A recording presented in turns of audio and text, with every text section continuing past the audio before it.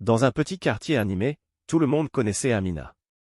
Belle autrefois, brillante élève, pleine de rêves. Mais aujourd'hui, elle errait dans les rues, cheveux décoiffés, parlant seule. On la pointait du doigt, la folle du quartier. Personne ne voulait s'asseoir près d'elle. Chaque matin, Amina traversait le quartier, son sac en toile usé sur l'épaule.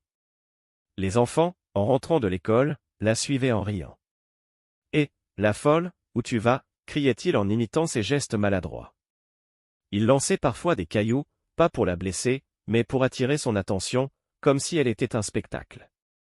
Amina, perdue dans ses pensées, ne réagissait pas toujours. Parfois, elle levait les yeux, confuse, et les enfants s'enfuyaient en riant. Les adultes, eux, étaient plus discrets, mais pas plus gentils. En passant près d'elle, ils détournaient le regard, comme si croiser ses yeux était dangereux. Derrière son dos, les murmures fusaient. Elle était si intelligente, quel gâchis, disaient certains avec un mélange de pitié et de mépris. Elle n'a plus rien dans la tête, ajoutaient d'autres, convaincus qu'Amina n'était qu'une coquille vide. À eu marché, les vendeuses chuchotaient en la voyant approcher. Ne lui donne rien, elle va tout gâcher, disaient-elles en serrant leurs légumes. Amina, qui cherchait parfois un fruit abîmé ou un bout de pain, repartait souvent les mains vides. Les gens la voyaient comme un fardeau, une femme inutile qui traînait dans les rues. Même les anciens, qui d'habitude prônaient la sagesse, secouaient la tête en la regardant. Elle a perdu la raison, c'est tout, disait-il, comme si cela expliquait tout. Personne ne se demandait pourquoi elle parlait seule, pourquoi elle semblait si loin du monde. Pour eux, sa folie était une vérité simple, une étiquette facile à coller. Les moqueries n'étaient pas toujours méchantes, mais elles faisaient mal. Les enfants, par ignorance, imitaient ce qu'ils voyaient chez les adultes, le rejet, le jugement. Les adolescents, eux, prenaient des photos d'Amina pour les partager en riant sur leur téléphone. « Regardez la folle », écrivait-il, sans penser à la douleur que ces mots pouvaient causer. Amina, elle, continuait de marcher, ses murmures comme un bouclier contre le monde. Parfois, elle s'arrêtait près d'un mur, griffonnait des mots sans sens, ou chantait une vieille berceuse que personne ne reconnaissait. Cela faisait rire les passants, mais personne ne voyait les larmes qui coulaient parfois sur ses joues. Ce rejet quotidien était comme une prison invisible. Amina n'avait plus de place dans le cœur du quartier. Les gens avaient oublié la jeune fille brillante qu'elle avait été, celle qui aidait ses voisins, qui rêvait de changer le monde. Ils ne voyaient que l'image qu'ils avaient créée, une femme brisée, sans valeur. Cette indifférence était plus cruelle que les rires des enfants. Car derrière chaque moquerie, il y avait un refus d'écouter, de comprendre. Amina n'était pas folle pour le plaisir de l'être. Sa douleur avait une histoire, mais personne ne prenait le temps de l'entendre. Et pourtant, dans ce quartier bruyant, où tout le monde parlait d'elle, personne ne parlait à elle. Cette solitude, imposée par les jugements hâtifs, était une leçon amère, un mot cruel peut blesser plus qu'un coup, et un regard détourné peut faire plus mal qu'une insulte. Ce que personne ne savait, c'est qu'Amina n'avait pas toujours été cette femme errante. Il y a des années, elle était la star de son université. Étudiante en médecine, elle impressionnait tout le monde. Ses professeurs la citaient en exemple, ses camarades admiraient son intelligence. Amina avait une mémoire incroyable, elle pouvait réciter des manuels entiers, expliquer des concepts compliqués en quelques mots. Mais ce n'était pas tout. Amina avait un cœur immense. Pendant ses stages, elle passait des heures à soigner les patients pauvres, souvent gratuitement. Elle disait toujours, la médecine, c'est pour aider, pas pour s'enrichir. Son rêve était clair, ouvrir un centre de santé pour ceux qui n'avaient rien. Et sa mère, malade depuis des années, était sa plus grande motivation. Amina lui promettait souvent, « Maman, un jour, je construirai un hôpital pour toi, pour tout le monde. » Sa mère, affaiblie mais fière, souriait et lui disait, « Ma fille, tu es ma lumière. » Amina travaillait dur, jonglant entre ses études, des petits boulots et les soins à sa mère. Elle économisait chaque centime pour son grand projet. Ses amis l'admiraient, mais certains la trouvaient trop sérieuse. « Profite un peu, Amina, disait-il. » Elle répondait en riant, « J'ai le temps pour ça plus tard. » Elle croyait en son avenir, en ses rêves, en un monde où elle pourrait faire une différence. Mais derrière son silence d'aujourd'hui, il n'y avait plus qu'une étudiante brillante. Amina avait toujours été sensible, peut-être trop. Elle portait le poids des souffrances des autres. Quand un patient mourait, elle pleurait en cachette. Quand sa mère toussait la nuit, elle veillait à ses côtés, le cœur serré. Cette sensibilité était sa force, mais aussi sa faiblesse. Elle donnait tout, sans jamais demander en retour. Les gens du quartier l'oubliaient, mais Amina avait aidé beaucoup d'entre eux. Elle avait payé les frais scolaires d'une voisine, soigné le fils d'un marchand, écouté les peines d'une vieille dame. Elle était une lumière, mais personne ne le voyait plus. Maintenant, dans ses murmures, on pouvait parfois entendre des bribes de son passé. Elle parlait de sa mère, de son hôpital, de ses rêves brisés. Mais pour les passants, ces mots n'avaient aucun sens. Ils ne voyaient qu'une femme, folle, pas une femme blessée. Amina n'était pas née ainsi. Sa douleur avait grandi lentement, comme une vague qui finit par tout engloutir. Elle avait tout donné à ceux qu'elle aimait, à ses rêves, à son avenir. Mais la vie lui avait tout pris en retour. Son silence n'était pas vide, il était plein de souvenirs, de regrets, de blessures qu'elle n'arrivait plus à exprimer. Les gens la jugeaient sans savoir que derrière chaque pas, chaque mot incohérent, il y avait une femme qui avait voulu changer le monde, mais que le monde avait brisé. Cette vérité, enfouie dans son silence, attendait qu'on la découvre, qu'on lui tende la main. Puis vint David, un homme qui bouleversa la vie d'Amina. Il était arrivé dans le quartier un jour d'été, avec son sourire charmeur et ses mots doux. Grand, élégant, il parlait avec assurance, racontant des histoires d'affaires prospères et de voyages lointains. Amina, toujours concentrée sur ses études et sa mère, n'avait jamais eu le temps pour l'amour. Mais David était différent. Il savait écouter, poser les bonnes questions. Quand il la voyait rentrer épuisée de l'université, il lui offrait un thé, un sourire, une écoute attentive. « Tu es spéciale, Amina, » disait-il. Ces mots touchaient son cœur, si peu habitué à être vu. Petit à petit, Amina baissa sa garde. David lui parlait d'un avenir ensemble, d'un monde où il pourrait réaliser ses rêves. Il disait vouloir l'aider à construire son centre de santé, promettait d'investir, de la soutenir. Amina, qui portait tout seul depuis si longtemps, crut en lui. Elle lui confia ses espoirs, ses peurs, ses économies patiemment amassées pour son projet. Elle lui parla de sa mère, de ses nuits à étudier, de son désir de changer la vie des pauvres. David hochait la tête, promettait monts et merveilles. « Avec moi, tout sera possible, » disait-il.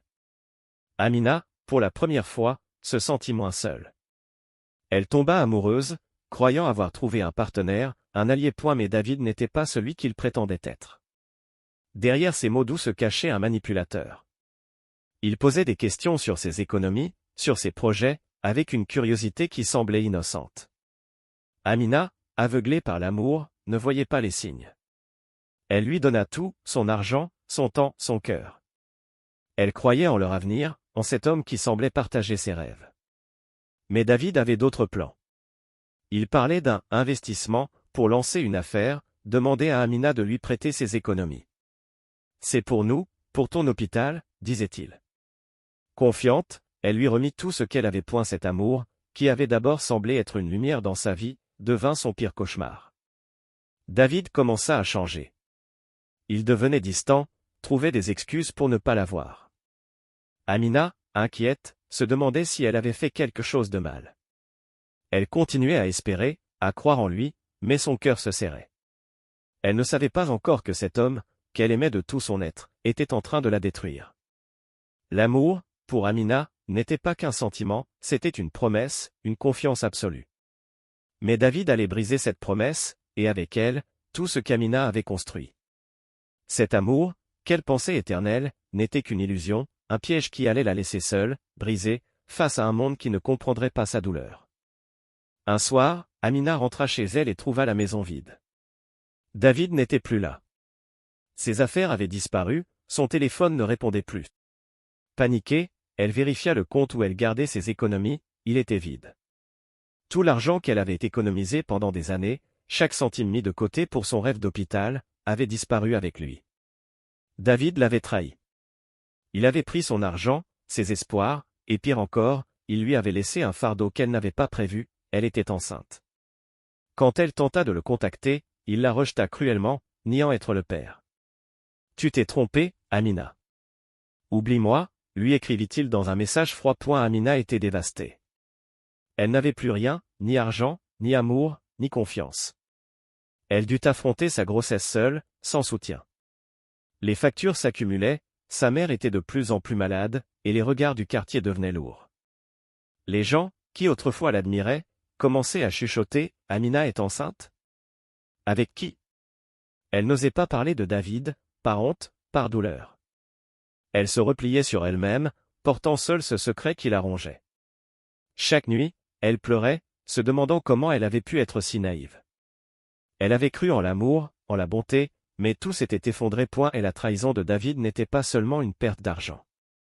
C'était une destruction de tout ce qu'Amina était.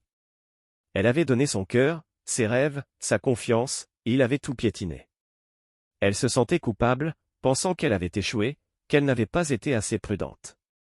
Cette douleur la suivait partout, comme une ombre. Elle travaillait encore à l'hôpital comme stagiaire, mais son énergie s'épuisait. Elle n'arrivait plus à sourire, à parler comme avant. Les gens remarquaient son changement, mais au lieu de l'aider, ils jugeaient. Amina n'est plus la même, disait-il, sans chercher à savoir pourquoi. Et la grossesse fut difficile. Amina n'avait pas les moyens de bien se nourrir, de se reposer. Elle continuait à soigner sa mère, à travailler, à cacher sa douleur. Quand elle accoucha, seule dans une petite clinique, elle espérait que cet enfant lui redonnerait un sens. Mais la vie, une fois de plus, lui tourna le dos. Le bébé, fragile, ne survécut pas longtemps. Amina, brisée, n'avait plus la force de lutter. La trahison de David avait ouvert une blessure qui ne guérirait jamais. Elle avait tout perdu, son amour, son argent, son enfant, et bientôt, sa mère. Cette trahison n'était pas qu'un acte cruel, c'était le début d'une chute dont Amina ne se relèverait pas seule. La vie d'Amina s'effondra complètement après la trahison de David. Sa mère, malade depuis des années, s'affaiblissait de jour en jour. Amina n'avait plus d'argent pour payer ses médicaments ou une hospitalisation. Elle passait ses nuits à veiller sur elle, espérant un miracle. Mais sans ressources, sans soutien, elle ne pouvait rien faire. Un soir, sa mère s'éteignit dans ses bras, murmurant un dernier « Je t'aime ». Amina sentit son cœur se briser. Sa mère était son roc, sa raison de se battre. Sans elle, le monde devint sombre. Quelques mois plus tard, une autre tragédie frappa. Son bébé, né fragile à cause des conditions difficiles de la grossesse, tomba malade. Amina, déjà épuisée, fit tout pour le sauver. Elle emprunta de l'argent, courut d'hôpital en hôpital, mais rien n'y fit. Son enfant mourut dans ses bras, comme sa mère. Ce jour-là, quelque chose en Amina se cassa. Elle ne pleurait plus, ne parlait presque plus. Elle errait dans sa petite maison, regardant les murs comme si elle y cherchait des réponses. La douleur était trop grande, trop lourde pour un seul cœur. Sa folie, comme l'appelaient les gens, n'était pas une maladie soudaine. C'était le cri d'une âme submergée par le chagrin. Amina ne choisissait pas de parler seule ou de marcher sans but. C'était sa façon de survivre, de porter une souffrance que personne ne comprenait. Les souvenirs de sa mère, de son bébé, de ses rêves brisés tournaient en boucle dans sa tête. Parfois, elle murmurait leurs noms, comme pour les garder près d'elle. Mais pour les autres, ces murmures n'étaient que des signes de démence. Le quartier, au lieu de l'entourer, s'éloigna encore plus. Les gens disaient « Elle a tout perdu, c'est normal qu'elle soit comme ça ». Mais cette phrase, au lieu d'inspirer de la compassion, servait d'excuse pour l'ignorer. Amina n'était plus une personne à leurs yeux, juste une ombre, une histoire triste qu'on préférait oublier. Pourtant, sa tragédie était plus qu'une perte. C'était le résultat d'un monde qui n'avait pas su l'aider, d'une société qui jugeait sans comprendre. Chaque pas d'Amina dans les rues était un rappel de cette douleur, un appel à l'aide que personne n'entendait. Le quartier, qui autrefois admirait Amina, devint son pire ennemi. Ses anciennes amies, celles avec qui elle riait à l'université, ne lui parlaient plus. Elle disait « On ne peut rien faire pour elle, elle est trop loin ». Ses professeurs, qui la voyaient comme une future grande médecin, l'avaient oubliée. Même les voisins qu'elle avait aidés par le passé détournaient les yeux. Elle est maudite, murmuraient certains, convaincus que sa souffrance était une punition. D'autres, plus cruels, disaient « Elle l'a cherchée, elle aurait dû être plus prudente ». Ce rejet était partout. Au marché, les vendeurs refusaient de lui donner à manger, même les restes. Dans la rue, les gens changeaient de trottoir en la voyant. Les enfants, encouragés par les adultes, continuaient leur moquerie. Amina, perdue dans son monde, ne semblait pas toujours le remarquer. Mais parfois, un regard blessé traversait ses yeux, comme si une partie d'elle comprenait qu'elle n'avait plus sa place. Elle s'asseyait souvent près d'un vieux manguier, murmurant des mots que personne n'écoutait. Les gens passaient, secouaient la tête, et continuaient leur chemin. Ce rejet n'était pas juste de l'indifférence. C'était une violence silencieuse. En refusant de l'aider, en la jugeant, le quartier la condamnait à une solitude insupportable. Personne ne se demandait ce qu'il avait brisé. Personne ne pensait à lui tendre la main. Il voyait sa folie comme une faiblesse, pas comme une blessure. Pourtant, Amina n'avait pas choisi de perdre pied. Sa douleur était trop grande pour être portée seule, mais le quartier, au lieu de l'entourer, l'avait abandonnée. Ce rejet montrait une vérité dure. Il est facile de juger, mais il faut du courage pour comprendre. Un jour, un petit garçon nommé Moussa changea tout. Âgé de 10 ans, il était différent des autres enfants. Au lieu de se moquer d'Amina, il l'observait avec curiosité. Il voyait ses murmures, ses gestes, et se demandait pourquoi elle était si seule. Un après-midi, alors qu'Amina était assise sous son manguier, Moussa s'approcha. Les autres enfants riaient, le traitant de fou, mais il ignora leur moquerie. « Tata Amina, pourquoi tu cries la nuit ?» demanda-t-il doucement. Amina, surprise, leva les yeux. Pour la première fois depuis longtemps, quelqu'un lui parlait avec sincérité. Elle ne répondit pas tout de suite. Ses yeux se remplirent de larmes, et elle murmura, « Parce que mon cœur ne sait plus où mettre sa douleur. » Moussa, trop jeune pour tout comprendre, sentit que ces mots étaient lourds. Il s'assit près d'elle et lui tendit une mangue. « Tiens, tata, mange. » Ce geste simple, cette petite attention, toucha Amina plus qu'elle ne pouvait l'exprimer. Elle prit la mangue, et pour la première fois, un sourire fragile apparut sur son visage. Moussa revint les jours suivants, posant des questions, écoutant ses histoires confuses. Il ne comprenait pas tout, mais il voyait qu'Amina n'était pas juste la folle. Ce petit garçon devint une lumière dans la vie d'Amina. Il ne la jugeait pas, ne la craignait pas. Il voyait une personne, pas une rumeur. Grâce à lui, Amina commença à parler un peu plus, à partager des bribes de son passé. Moussa, avec son cœur pur, montrait au quartier qu'un simple geste pouvait changer une vie. Sa curiosité, son courage, étaient une leçon. Parfois, il suffit d'écouter pour redonner espoir à quelqu'un. L'acte de Moussa ne passa pas inaperçu. Les voisins, intrigués, commencèrent à poser des questions. Pourquoi ce garçon parlait-il à la folle? Peu à peu, des bribes de l'histoire d'Amina refirent surface. Une voisine, émue, raconta, « Amina a payé mes frais d'école il y a 10 ans. Sans elle, je n'aurais jamais eu mon diplôme. » Un vieil homme ajouta, « Quand elle étudiait, elle soignait nos enfants gratuitement. Elle n'a jamais demandé un centime. » Ces souvenirs, enfouis sous les jugements, réveillèrent la conscience du quartier. Les gens comprirent qu'Amina n'était pas devenue folle par hasard. Sa douleur avait une histoire, la perte de sa mère, de son enfant, de ses rêves. Chaque murmure, chaque geste étrange était un écho de ses blessures. Les voisins, honteux, se rendirent compte qu'ils avaient jugé sans savoir. Amina n'était pas une femme maudite, mais une femme qui avait trop donné, trop aimé, et qui avait été brisée par la vie. Cette révélation changea tout. Les moqueries diminuèrent, les regards devinrent plus doux.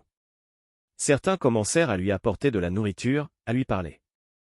Amina, timidement, retrouva un peu de lumière dans ses yeux. Cette prise de conscience était une leçon puissante. Derrière chaque personne que l'on juge, il y a une histoire. Amina, avec sa douleur, rappela au quartier l'importance de la compassion, de l'écoute, et du respect pour ceux qui souffrent en silence. Un matin, une phrase apparut sur un mur du quartier, « If only they knew the reason for her madness ». Ces mots, écrits par un inconnu, frappèrent les cœurs. Ils rappelaient une vérité simple mais profonde, on ne peut juger ce qu'on ne comprend pas. Amina, avec son histoire, devint un miroir pour le quartier. Les gens se rendirent compte qu'ils avaient été cruels, non par méchanceté, mais par ignorance.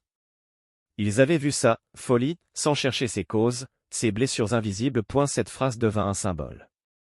Les voisins commencèrent à se parler, à partager leurs propres histoires. Ils comprirent que chacun portait des cicatrices, des douleurs cachées. Amina n'était pas la seule à avoir souffert. Mais elle était celle qui avait payé le prix de l'indifférence collective. Grâce à elle, le quartier changea. Les gens apprirent à écouter, à poser des questions, à tendre la main. Les enfants, inspirés par Moussa, cessèrent de se moquer. Les adultes, touchés par la vérité, devinrent plus attentifs. Et la leçon d'Amina était claire, la compassion est un devoir. Avant de juger, il faut chercher à comprendre. La folie n'est souvent qu'un cri du cœur, un appel à l'aide que l'on n'a pas su entendre. Amina, malgré sa douleur, devint une enseignante silencieuse. Son histoire rappela que chaque personne, même brisée, mérite respect et amour. Le quartier, transformé, ne l'oublierait jamais.